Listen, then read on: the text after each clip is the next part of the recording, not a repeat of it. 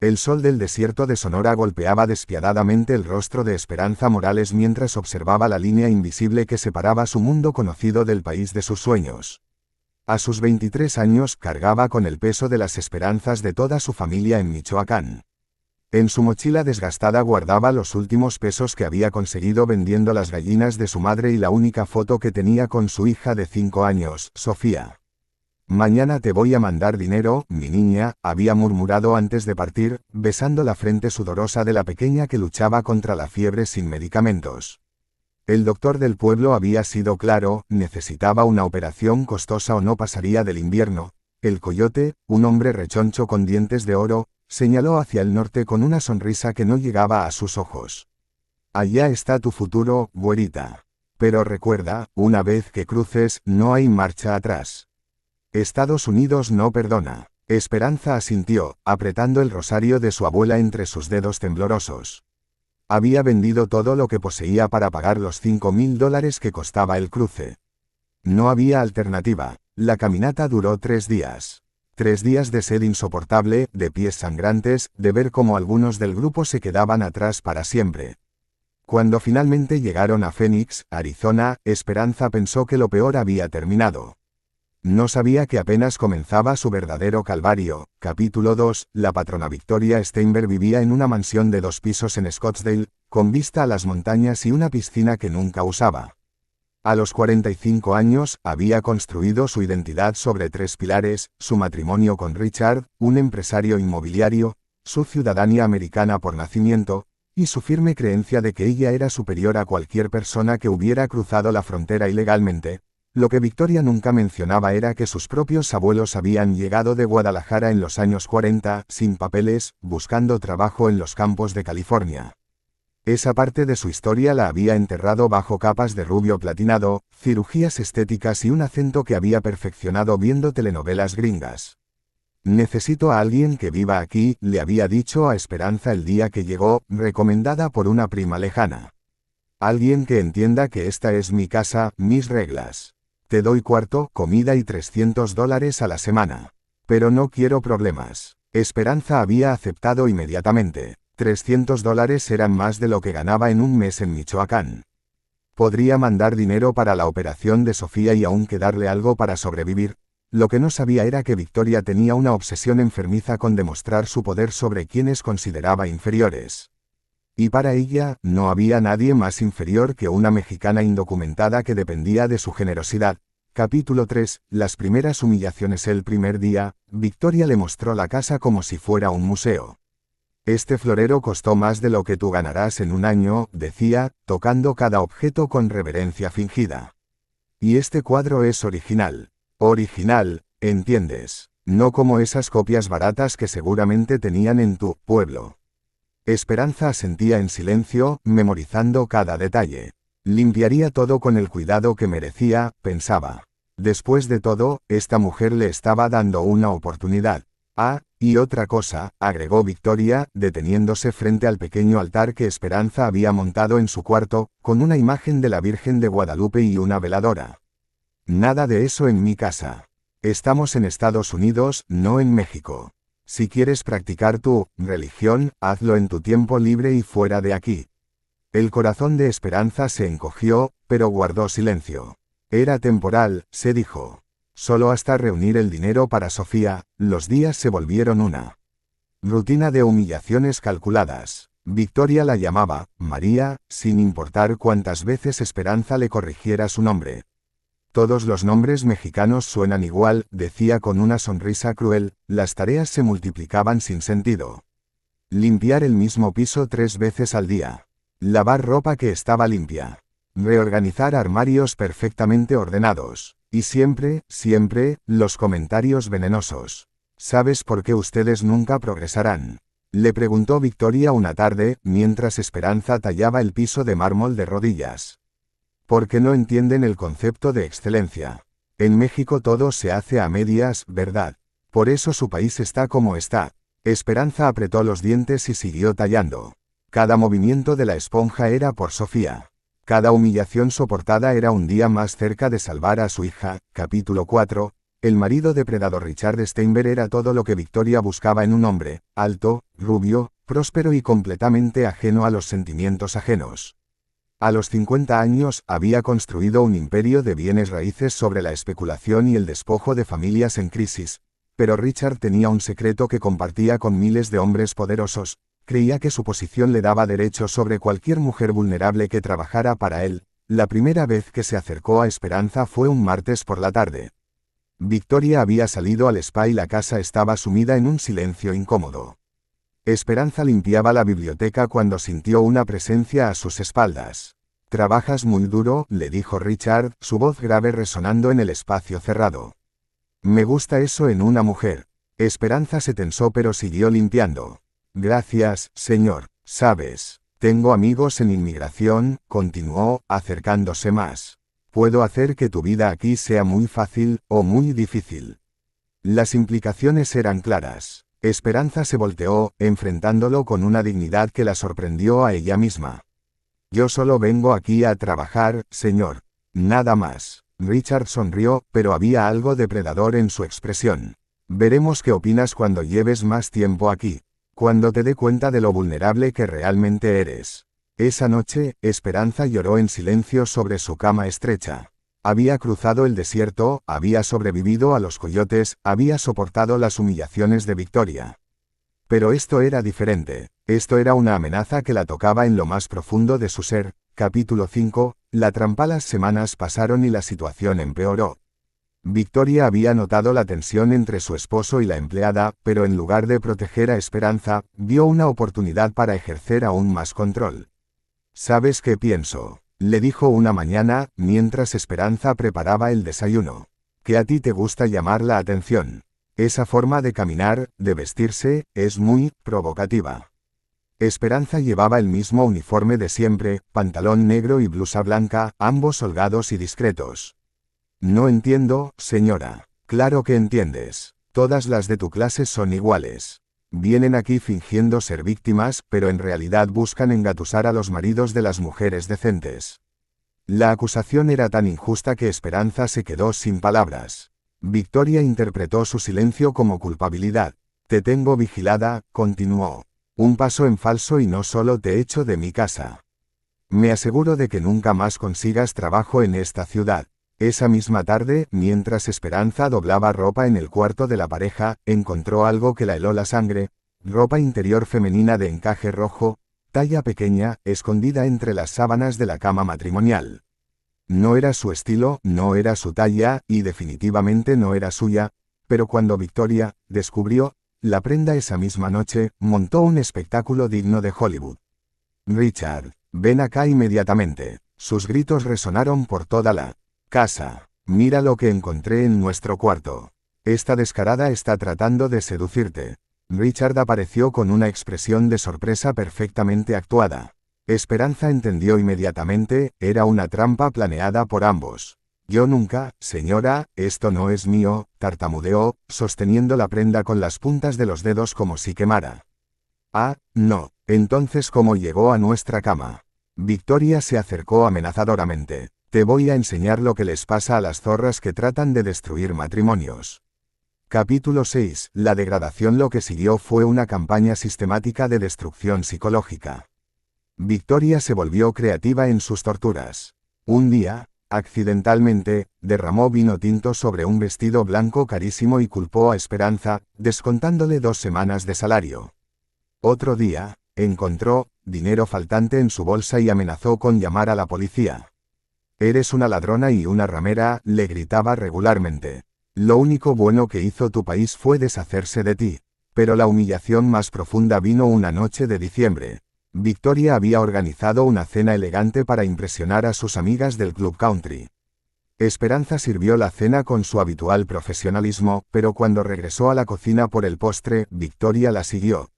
«¿Sabes qué me dijeron mis amigas?», le susurró al oído. «Que hueles raro. Como a pobreza. Como a México». Antes de que Esperanza pudiera reaccionar, Victoria tomó una bandeja de mousse de chocolate y la tropezó contra ella, bañándola completamente en postre pegajoso. «¡Qué torpe eres!», exclamó en voz alta, para que las invitadas escucharan. Ahora tendrás que limpiar todo esto, con la lengua. Las palabras quedaron suspendidas en el aire como una bofetada. Las invitadas se asomaron desde el comedor, sus rostros una mezcla de curiosidad y morbo. Con la lengua, repitió Victoria, su voz cargada de sadismo. Como hacen los perros. Esperanza sintió que algo se rompía dentro de ella. No solo su dignidad, sino algo más profundo. Su humanidad estaba siendo negada frente a extraños que la miraban como si fuera un espectáculo, pero entonces, en medio de su humillación más absoluta, pensó en Sofía. En sus ojitos brillantes preguntando cuándo regresaría mami. En la promesa que le había hecho, se arrodilló. Capítulo 7, el punto de quiebre. El invierno en Arizona trajo noticias devastadoras. La prima de Esperanza la llamó una madrugada, llorando. Sofía está muy mal, prima. Muy mal. El doctor dice que si no la operan esta semana. La línea se cortó, pero Esperanza había entendido. Su hija se moría y ella estaba a miles de kilómetros, humillándose por $300 a la semana que apenas le alcanzaban para sobrevivir, mucho menos para una operación. Esa mañana, reunió todo su valor y se acercó a Victoria. Señora, necesito pedirle un favor. Mi hija está enferma y necesito dinero para su operación. ¿Podría adelantarme mi salario? Victoria la miró como si hubiera pedido la luna. Un adelanto. Después de todos los problemas que me has causado. Después de tratar de seducir a mi esposo, de robar, de ser una empleada mediocre. Por favor, señora. Es mi hija. Solo tiene 5 años. No es mi problema. Si querías ser madre, debiste pensarlo antes de venir aquí ilegalmente. Esperanza sintió que el mundo se desplomaba. Por favor, haré cualquier cosa. Trabajaré gratis el próximo mes. Limpiará su casa, la de sus amigas. Lo que sea. Victoria sonrió con una crueldad que heló la sangre. Cualquier cosa. Asintió desesperadamente. Está bien. Te adelanto $1000. Pero no quiero que me pagues con trabajo. Quiero que me pagues con dignidad. Capítulo 8. La venganza se gesta. La diversión de Victoria escaló a niveles grotescos.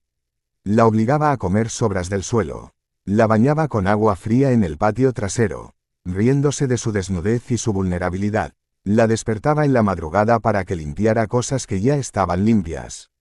¿Sabes por qué hago esto?, le preguntó una noche, mientras Esperanza tallaba el piso del baño con un cepillo de dientes. ¿Por qué puedo? Porque tu gente necesita recordar cuál es su lugar en este país. Pero Victoria cometió un error, subestimó a su víctima. Esperanza no era solo una mujer desesperada. Era una madre que había cruzado un desierto mortal por amor. Una superviviente que había visto morir a compañeros de viaje y había seguido caminando. Una guerrera que llevaba la sangre de mujeres que habían resistido conquistadores, revoluciones y terremotos, y las guerreras, cuando no tienen nada más que perder, se vuelven peligrosas. Comenzó pequeño. Documentó cada abuso con el teléfono que había logrado comprar con sus magros ahorros. Grabó conversaciones. Tomó fotos de las condiciones inhumanas en las que la obligaban a vivir. Investigó a la familia Steinberg en internet y descubrió algo interesante. Richard tenía múltiples demandas por acoso sexual de empleadas anteriores, pero su plan real comenzó a formarse cuando descubrió el secreto más grande de Victoria. Su estatus de ciudadana no era tan sólido como presumía. Capítulo 9. La verdad sale a la luz. Una tarde, mientras limpiaba el estudio de Richard, Esperanza encontró una caja de documentos viejos. Entre ellos, certificados de nacimiento, pasaportes y algo que la dejó helada, los papeles de naturalización de Victoria, fechados apenas 10 años atrás. Victoria no había nacido en Estados Unidos como presumía. Había llegado de Tijuana a los 18 años, indocumentada, trabajando en las mismas condiciones que ahora imponía a Esperanza, pero había más. Los documentos mostraban que Victoria había tenido una hija en México, una niña que había abandonado para perseguir su sueño americano. Una hija que, según las fechas, tendría ahora 25 años. Esperanza fotografió todo. Ahora tenía munición, pero necesitaba el momento perfecto para usarla. Ese momento llegó el día de la fiesta de aniversario de los Steinberg. Capítulo 10. La fiesta de los hipócritas. La mansión brillaba con luces doradas y el jardín estaba decorado como un palacio de cuentos de hadas. Los invitados llegaban en autos de lujo, vestidos con ropa que costaba más que el salario anual de una familia promedio mexicana. Esperanza sirvió canapés y champán, invisible para los invitados que hablaban sobre sus vacaciones en Europa y sus inversiones en arte. Pero escuchaba. Oh, cómo escuchaba. Victoria ha hecho una obra maravillosa con esta casa, comentaba una mujer mayor, cargada de joyas. Tan elegante, tan americana. Sí, respondía otra. Es admirable cómo algunas personas se reinventan completamente. Nadie diría que Victoria no nació aquí. El comentario hizo que Esperanza sonriera por primera vez en meses. Incluso las amigas de Victoria sabían la verdad, pero todas participaban en la mentira. En el momento álgido de la fiesta, cuando Victoria estaba dando un discurso sobre los valores americanos y la importancia de mantener estándares altos, Esperanza se acercó con una bandeja de postres y, accidentalmente, tropezó. El pastel de aniversario, un diseño arquitectónico de 3 pisos que había costado $800, se estrelló contra el vestido de diseñador de Victoria. El silencio fue absoluto. «Eres una estúpida», gritó Victoria, su máscara de señora elegante cayendo instantáneamente. «Eres una india ignorante. ¿Me va a qué?», interrumpió Esperanza, su voz clara y fuerte por primera vez en meses. «Me va a deportar, va a llamar a inmigración». Victoria se quedó helada. Nunca había escuchado a Esperanza hablar así. «Señoras y señores», continuó Esperanza, dirigiéndose a los invitados. Paralizados. Sabían que su anfitriona llegó a este país exactamente como yo. Indocumentada, buscando una oportunidad, trabajando en casas como empleada doméstica. Capítulo 11. La revelación. Los murmullos comenzaron inmediatamente. Victoria palideció como si hubiera visto un fantasma. Eso no es cierto, tartamudeó. No. Esperanza sacó su teléfono. Tengo documentos interesantes aquí. Certificados de naturalización. Fotos de una joven Victoria Hernández, no Steinberg, limpiando casas en San Diego. Las invitadas comenzaron a intercambiar miradas. El escándalo era delicioso para ellas, pero mortal para Victoria. Y también tengo videos, continuó Esperanza, su confianza creciendo con cada palabra. Videos de cómo esta mujer, que una vez fue como yo, trata a las empleadas que son como ella una vez fue. Dame ese teléfono, gruñó Richard, avanzando amenazadoramente. Un paso más y estos videos se publican automáticamente en todas las redes sociales, advirtió Esperanza. ¿Saben cuántas personas siguen las cuentas de sus esposas? Miles. Y todos van a ver exactamente qué clase de personas son ustedes. Victoria se desplomó en una silla, su mundo perfecto colapsándose como un castillo de naipes. ¿Qué quieres?, susurró. Justicia, respondió Esperanza simplemente. Capítulo 12. El ajuste de cuentas. Lo que siguió fue la negociación más intensa de la vida de Esperanza. Con los invitados como testigos incómodos, puso sus condiciones sobre la mesa. Primero, $20,000 como compensación por meses de abuso y trabajo no pagado. Era más dinero del que había visto en su vida, pero menos del que Victoria gastaba en un fin de semana de compras. Segundo, una carta de recomendación impecable que le permitiera conseguir trabajo decente en cualquier parte del país. Tercero, la promesa de que nunca, jamás, intentarían sabotear su futuro o el de cualquier otra empleada. Y si alguna vez, agregó, mirando directamente a los ojos de Victoria, alguna vez vuelvo a saber que están abusando de alguien como lo hicieron conmigo, estos videos van a aparecer en todos los noticieros de Phoenix. Y créanme, ya contacté periodistas que estarían fascinados con esta historia. Richard intentó una última amenaza. Esto es extorsión. Puedo hacer que te deporten mañana mismo. Esperanza sonrió, una sonrisa que había aprendido de Victoria misma. Inténtelo. Pero primero pregúntese, ¿qué pasará con su reputación cuando salga a la luz que su empresa ha estado explotando trabajadores indocumentados durante años? Porque sí, también tengo evidencia de eso. Era un bluff parcial, pero uno convincente. Richard calculó rápidamente y decidió que $20,000 eran un precio pequeño para mantener su imperio intacto. Capítulo 13. Una nueva esperanza. 3 días después, Esperanza estaba en un avión de regreso a México, con un cheque por $25,000. Victoria había añadido $5,000 extra en un arrebato de pánico, y un corazón lleno de emociones contradictorias. Había ganado, pero ¿a qué costo? Había aprendido a pelear como sus opresores, con chantaje, manipulación y crueldad calculada. Se había vuelto parte del sistema que la había destruido, pero cuando vio a Sofía corriendo hacia ella en el aeropuerto de Morelia, Sus ojitos brillantes y saludables después de la operación exitosa, supo que había valido la pena. «Mami, mami», gritaba la niña, lanzándose a sus brazos. «Ya estoy aquí, mi amor», susurró Esperanza, llorando por primera vez en meses. «Ya estoy aquí y nunca más me voy a ir». Con el dinero sobrante, abrió una pequeña empresa de catering en Morelia. Contrató exclusivamente a mujeres, madres solteras, viudas, mujeres que necesitaban una oportunidad.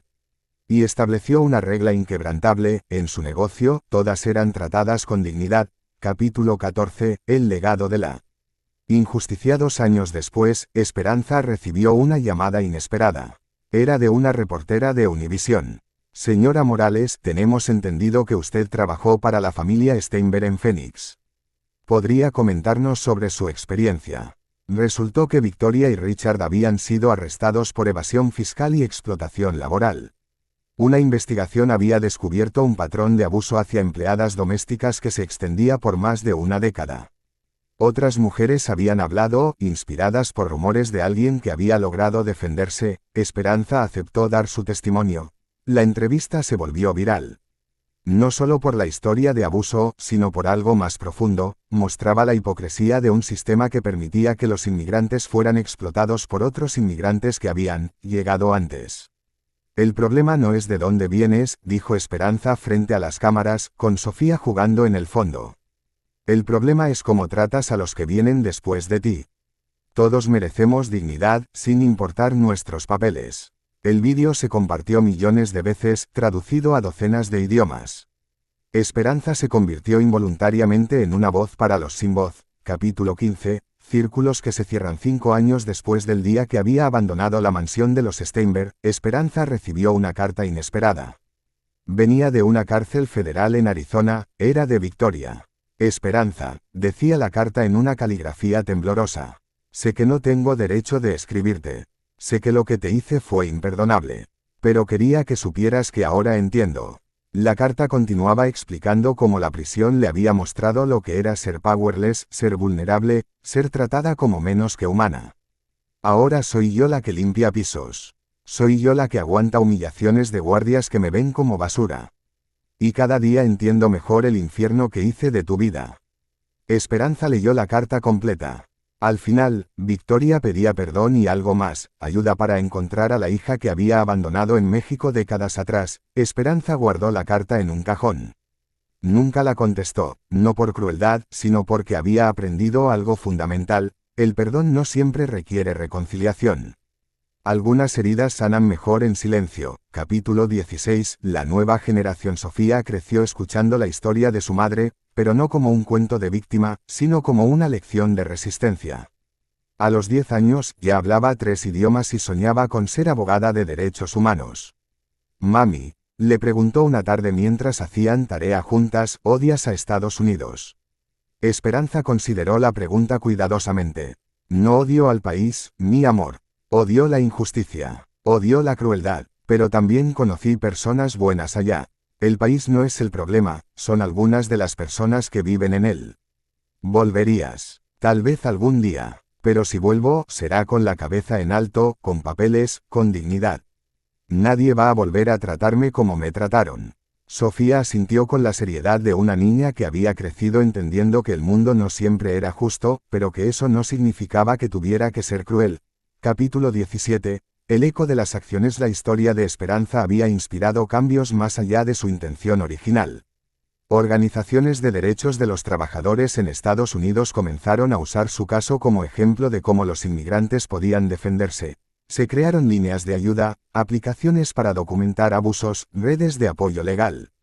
El efecto Esperanza, como lo llamaban los activistas, había empoderado a miles de trabajadores domésticos para exigir mejor trato, pero también había generado una reacción contraria. Algunos empleadores se volvieron más cautelosos, sí, pero otros simplemente se volvieron más sofisticados en sus abusos. Esperanza lo sabía. Recibía cartas de mujeres de todo el continente contándoles sus historias. Algunas habían logrado escapar de situaciones terribles. Otras seguían atrapadas. No podía salvarlas a todas, pero podía hacer algo: mantener viva la conversación.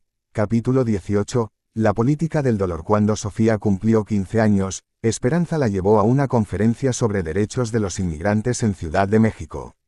Era la primera vez que hablaba públicamente sobre su experiencia desde la entrevista viral. Mi historia no es única, dijo ante una audiencia de cientos de personas. Por cada mujer que logra escapar, hay 10 que siguen atrapadas. Por cada victoria que es castigada, hay 100 que nunca enfrentan consecuencias. Después de su presentación, una mujer joven se acercó. Era pequeña, de piel oscura, con callos en las manos que Esperanza reconoció inmediatamente. Señora Esperanza, dijo en un español quebrado, mezclado con quechua. Soy de Bolivia. Trabajo para una familia en Los Ángeles. Ellos me tratan como usted fue tratada. Pero no sé cómo hacer lo que usted hizo.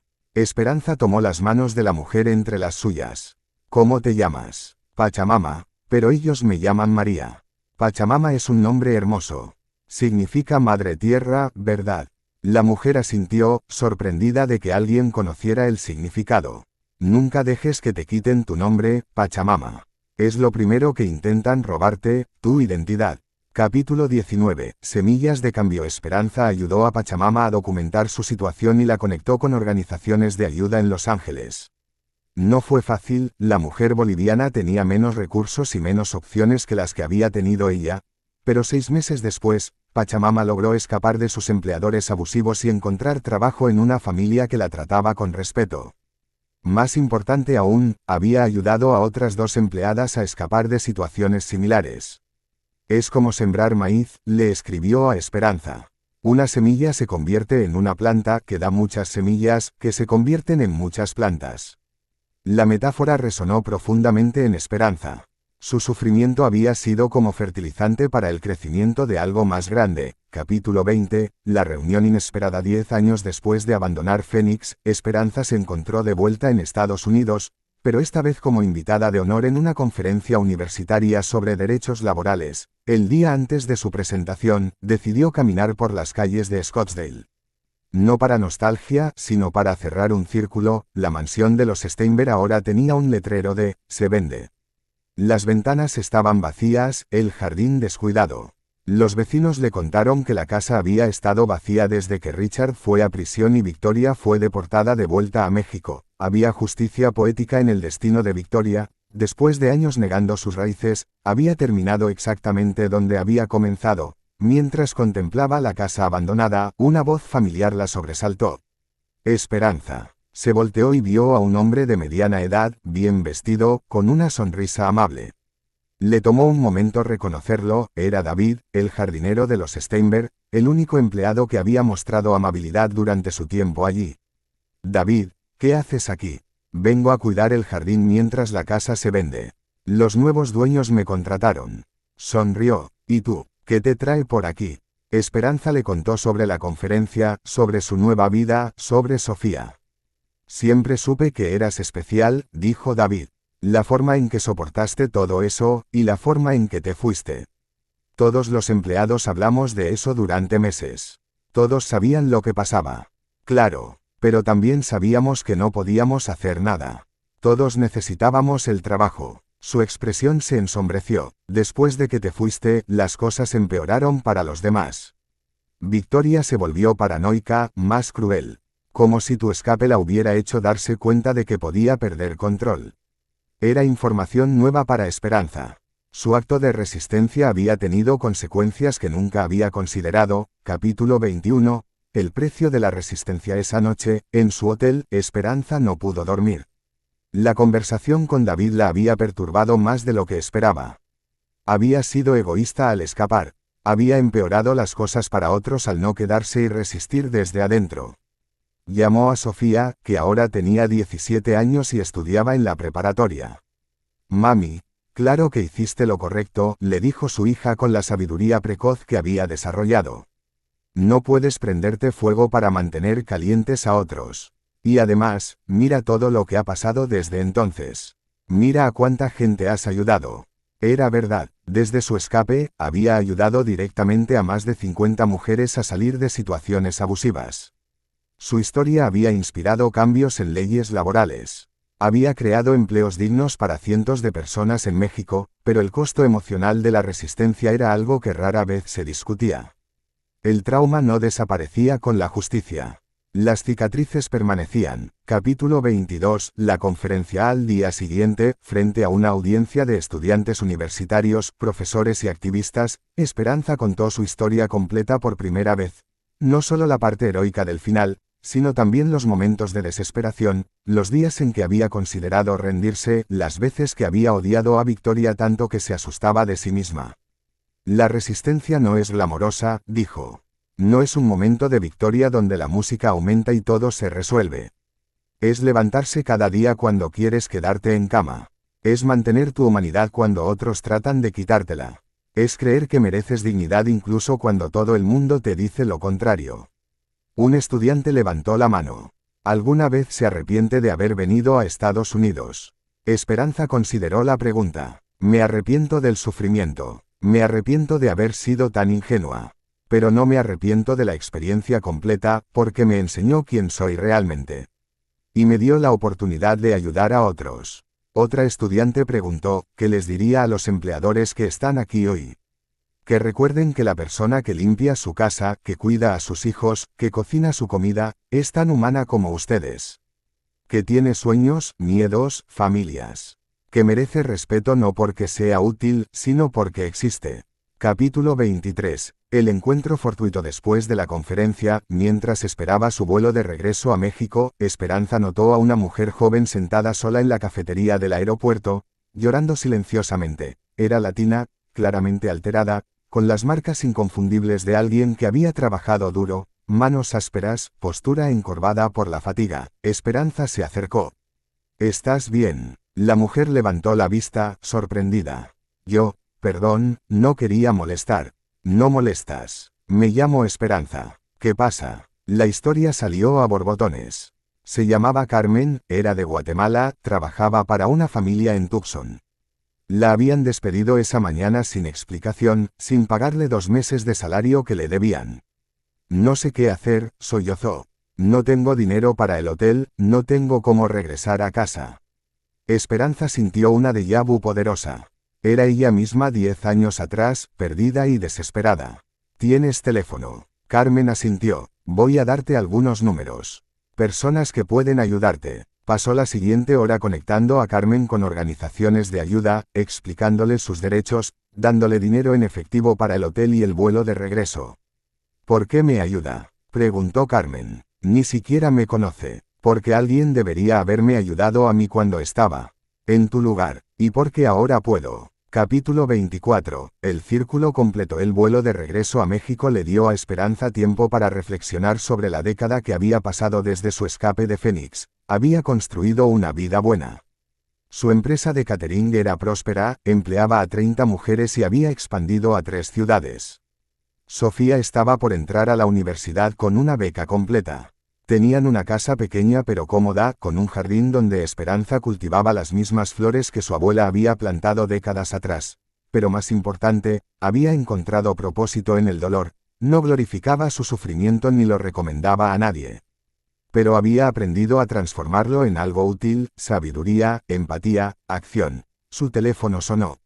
Era un mensaje de Carmen. Señora Esperanza, conseguí ayuda legal. Me van a pagar lo que me deben. Gracias por ser mi ángel. Esperanza sonrió. No era un ángel. Era algo mejor. Era una superviviente que había decidido tender la mano hacia atrás para ayudar a otros a subir. Epílogo. Las raíces profundas. 5 años después, Sofía se graduó de la universidad con honores en Derecho Internacional. Su tesis, Dignidad humana en el trabajo doméstico, un análisis comparativo, fue publicada en 3 idiomas. En la ceremonia de graduación, cuando mencionaron que dedicaba su logro a mi madre, que me enseñó que la verdadera fuerza no viene de nunca caer, sino de levantarse cada vez que caes, Esperanza lloró de orgullo. Esa noche, madre e hija cenaron en el jardín de su casa en Morelia. Mami, dijo Sofía, quiero trabajar en casos de derechos laborales de inmigrantes. ¿Estás segura? Es trabajo difícil, doloroso. Vas a ver mucho sufrimiento. Sí, pero también voy a ver mucha resistencia. Y voy a ser parte de la solución. Esperanza asintió. Su hija había heredado no solo su historia, sino también su propósito. En el horizonte, las montañas de Michoacán se perfilaban contra el cielo estrellado. Esperanza pensó en todas las mujeres que en ese momento estaban cruzando desiertos, trabajando en casas ajenas, soportando humillaciones, soñando con un futuro mejor. Su historia había terminado, pero la lucha continuaba. Y ahora había una nueva generación lista para tomarla. Las raíces que había plantado con su dolor habían crecido profundo. Y el árbol que habían producido estaba dando frutos que alimentarían a muchas más personas de las que ella jamás podría alcanzar directamente. Esa era, quizás, la verdadera venganza contra Victoria y todos los que creían que podían quebrar el espíritu humano. Demostrar que el amor, la dignidad y la resistencia siempre encontraban la forma de florecer, incluso en el suelo más árido. Fin.